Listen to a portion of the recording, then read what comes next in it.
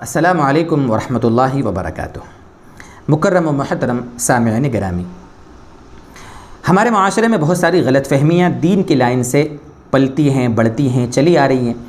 جتنا جو معاشرہ بے دین ہوتا ہے، جو گھرانہ جتنا زیادہ دین سے دور ہوتا ہے، ان گھرانوں میں دین کے بارے میں اتنی ہی غلطیاں، کوتاہیاں، غفلتیں یا بے راہ روی کہہ سکتے ہیں، غلط فہمیاں اتنی زیادہ ہوتی ہیں۔ ہم ان کو مختصراً نمبر وار آپ کے سامنے ذکر کرتے ہیں۔ یہ سب سے پہلے جو غلط فہمی ہمارے یہاں یہ ہے کہ جو سرما ہم لگاتے ہیں، یہ کوہ طور جو ہے، کوہ طور، حضرت موسیٰ علیہ السلام جب کوہ طور پر تشریف لے گئے تھے اور اللہ کی تجلی جو ظاہر ہوئی تھی اور اس سے پہاڑ کا جو حصہ جل گیا تھا، تو یہ جو ہم سرما لگاتے ہیں یہ اس جلے ہوئے پہاڑ کے ہی پتھر ہوتے ہیں، جلے ہوئے پتھر جو ہم سرما لگاتے ہیں۔ لوگ ایسا سمجھتے ہیں، اس کے سوا دوسرا کوئی سرما نہیں ہوتا، بلکہ جو سرما ہم کو ملتا ہے، جو فروخت ہوتا ہے، یہ وہی سرما ہوتا ہے، لوگ ایسا سمجھتے ہیں۔ حالانکہ دوستو بزرگ، یہ بہت بڑی غلط فہمی ہے۔ یہ جو سرما ہوتا ہے نا، یہ ایک معدنی شے ہے، ایک دھاتو ہے۔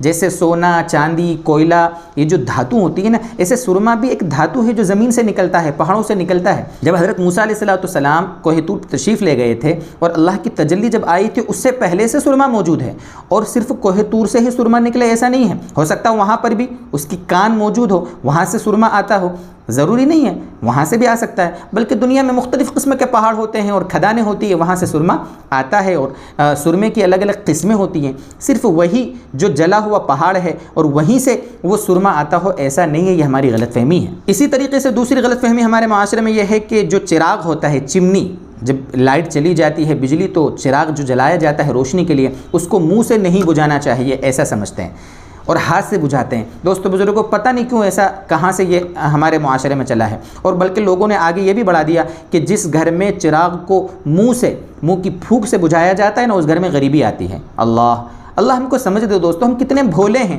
کیسی کیسی چیزوں کو گھر میں غریبی کے آنے کے اسباب ہم بنا لیتے ہیں۔ اس لیے چراغ کو پھونک سے بجھانا، منہ سے بجھانا بہتر ہے، علماء نے یہ لکھا ہے۔ آپ تعجب کرو گے، ارے ہاتھ سے بجھانے میں، ہاتھ اگر چراغ کو لگ گیا، چراغ نیچے گر جائے گا، اور کیروسین کی وجہ سے آگ بھی لگ سکتی ہے دوستو، اس لیے منہ سے بجھاؤ نا۔ اللہ تعالیٰ نے پھونک دی ہے، آسانی دی ہے، تو وہی کام کرو۔ تیسری غلط فہمی ہمارے معاشرے میں یہ ہے کہ جب عورتیں نماز پڑھتی ہیں، خاص طور سے مرد پڑھتے ہیں، مرد تو ایسا نہیں کرتے، لیکن عورتیں پڑھتی ہیں تو نماز پڑھنے کے بعد جانماز کا کونا موڑ دیتی ہیں، اور یہ سوچتی ہیں کہ شیطان نماز پڑھے گا اگر ہم جانماز کا کونا نہیں موڑیں گے تو۔ شیطان کب سے نماز پڑھنے لگ گیا ہے بھائی؟ وہ تو کافر ہے، وہ کب نماز پڑھنے لگا؟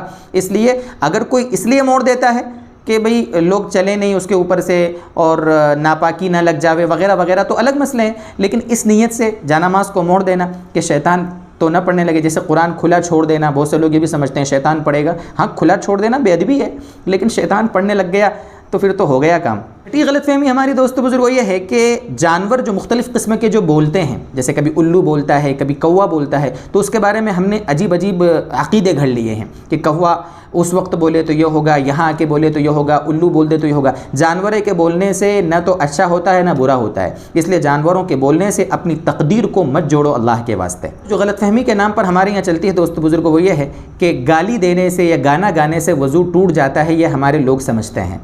یعنی ہم نے اگر منہ سے غلط الفاظ نکالے، جیسے گالی یا کسی کو برا بھلا کہہ دیا یا گانا گایا، تو اس سے وضو ٹوٹ جاتا ہے۔ ہاں، گالی دینے سے وضو مکروہ ہوتا ہے، گالی دینا گناہ ہے، گانا گانا گناہ ہے، یہ الگ مسئلہ ہے، لیکن اس کی وجہ سے وضو ٹوٹ جاوے ایسا نہیں ہے۔ ہاں، گالی دینے کے بعد، گانا گانے کے بعد، یا ایسی الٹی سیدھی باتیں کرنے کے بعد، یا اللہ معاف فرمائے کسی کی غیبت کی، گناہ ہے یہ ساری چیزیں، اس کے بعد وضو بنا لینا مستحب ہے، یہ علماء نے لکھا ہے کتابوں میں، لیکن وضو اس کی وجہ سے ٹوٹتا نہیں ہے۔ یہ غلط فہمی جو ہمارے معاشرے میں ہے کہ رات میں صفائی کرنا، جھاڑو لگانا، ناخن کاٹنا، بال کٹوانا وغیرہ وغیرہ، رات میں کام اگر کیے جائیں نا، اس کی وجہ سے گھر میں غریبی آتی ہے، یہ بھی ہماری بہت بڑی غلط فہمی ہے دوستو بزرگوں۔ ایسا کچھ نہیں ہے، جب آپ کو صفائی کرنا ہو، جب آپ کو ناخن کاٹنا ہو تب کاٹو، شریعت میں اس میں کوئی رکاوٹ نہیں ہے۔ جو ہمارے معاشرے میں چلتی ہے غلط فہمی کے نام پر، وہ ہوتی ہے کہ خالی قینچی چلانے سے جھگڑے پیدا ہوتے ہیں، بلکہ چپل بھی اگر الٹی پڑی ہو نا تو اس سے گھر میں جھگڑے پیدا ہوتے ہیں۔ پتہ نہیں کیا کیا عجیب کہاں سے ہمارے معاشرے میں یہ باتیں آئی ہے، اللہ ہی جانتے ہیں۔